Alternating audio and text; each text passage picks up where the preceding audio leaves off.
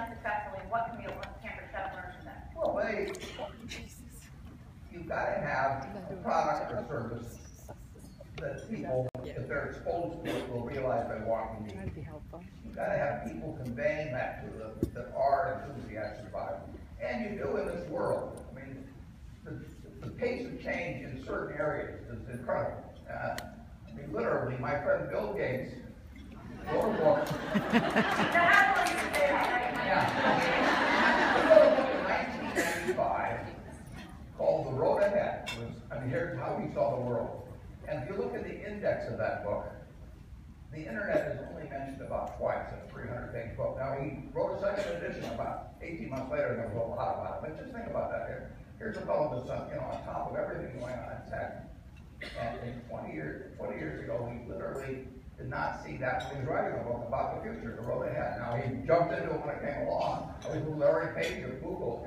Nobody ever heard of Larry Page or Google. It didn't even exist 20 years ago. So the world is really moving in many areas, and you have to figure out how to coordinate your activities and your business and the needs of your customer with the way the world is moving.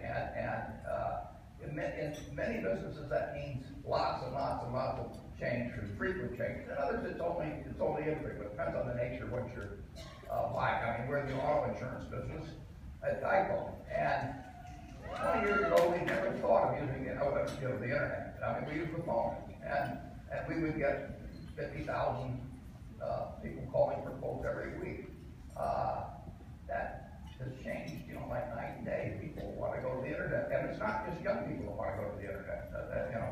Everybody just does it that way, and we were a little slow in catching on to that, and then we just put on a full-court press, and we retained our leadership in the insurance business, in the auto insurance business, by adapting through the internet, because you can't expect your customer to adapt to you. You've got to adapt to them. And if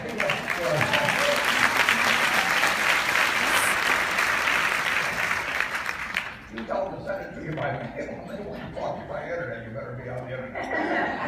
And you better have a good web page and do all the things that's connected with it. But that's happening in a whole bunch of different areas. The pace of change, the luckiest person on a probabilistic basis, the luckiest person ever born in the history of the world is the baby being born today in the United States. I mean, the future they have to explosion on that's partly because, the discoveries in medicine, all kinds of things, education and everything that's going to go on. It's going to be wonderful. And you've got to make sure that you aren't embracing the past, rather than enthusiastically embracing the